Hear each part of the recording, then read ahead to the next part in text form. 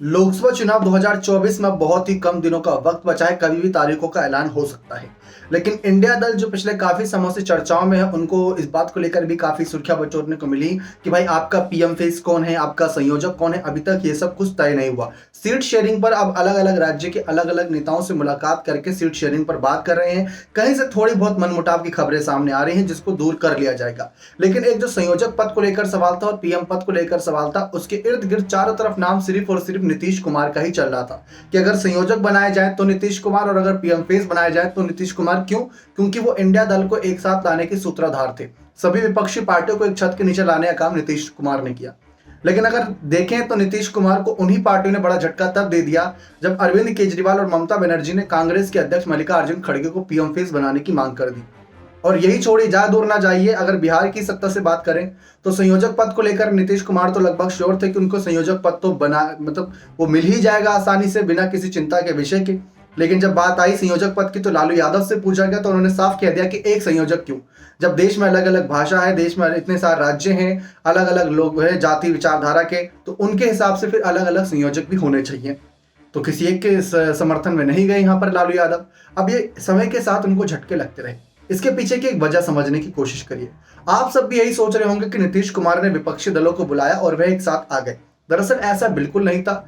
जो सूत्रों के अनुसार खबरें थी, मीडिया रिपोर्ट्स में भी कुछ खबरें छपी थी कि नीतीश कुमार ने मुलाकात की थी, बात की थी, लेकिन वह तब तक नहीं आए जब तक लालू यादव का फोन नहीं गया।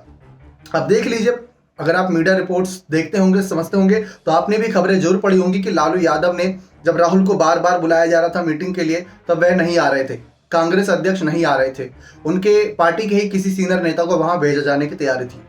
लेकिन ये सीनियर नेता खुद नहीं आ रहे थे, लेकिन लालू का एक फोन गया और फिर वह तब आए। ममता बनर्जी भी सबसे पहले जब पटना पहुंची थी, लालू यादव से मुलाकात करी थी, उनके घर गई थी।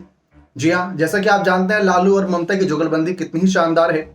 अरविंद केजरीवाल की रही बात तो वो कहीं ना कहीं आए क्योंकि उनको इस वक्त जरूरत है। दिल्ली की सत्ता में जो उथल पुथल मच रही थी, उनको आवश्यकता थी तमाम विपक्षी नेताओं की। और नीतीश एक ऐसे नेता थे, लालू एक ऐसे नेता थे जो कांग्रेस से उनकी बातचीत करा सकते थे। उनको राज्यसभा में जरूरत थी, जो दिल्ली का बिल पास होने वाला था, आप सभी को याद होगा। तो ऐसे में जो नीतीश को लेकर चर्चा थी कि भाई सीएम से पीएम बनेंगे, अब वह मुश्किल में फंसता नजर आ रहा है। लेकिन नीतीश भी इतनी आसानी से हार नहीं मानेंगे। नीतीश को पता था ये सारी बातें, इसलिए उन्होंने शुरुआत से ही एक ही बात कही कि उनको पीएम नहीं बनना है। ना ही उनको कोई पद की लालसा है, ना ही कुछ। उनको बस ये चाहिए कि बीजेपी को हटाना है, संविधान बचाना है, उनका यही मकसद है।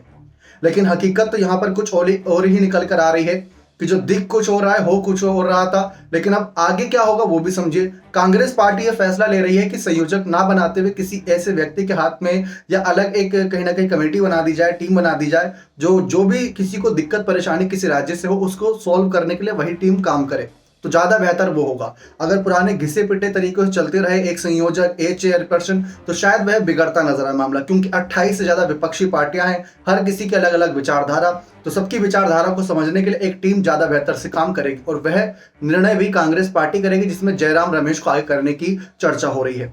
तो नीतीश कुमार के अरमानों पर कह सकते हैं पानी फिर रहा है। लेकिन अब जेडीयू के नेताओं का यह कहना है कि अगर संयोजक नहीं बनाए गए तो पीएम फेस उन्हीं को बनाइए, क्योंकि देश का पीएम कैसा हो, नीतीश कुमार जैसा हो। आपकी नजर में देश का पीएम कैसा होना चाहिए? कमेंट सेक्शन में अपनी राय अवश्य रखिएगा। बहुत बहुत धन्यवाद।